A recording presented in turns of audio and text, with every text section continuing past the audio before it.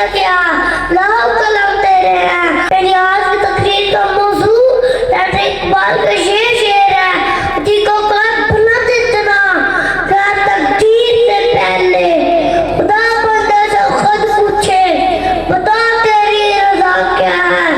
मैं जो आर्टिस्ट मैं अपने आज उतारना चाहता हूँ उसी को क्या उसी मोहब्बत नफ्स का नाम है उसी से मुराद अपनी पहचान यानी अपने अंदर के इंसान को पहचानना है।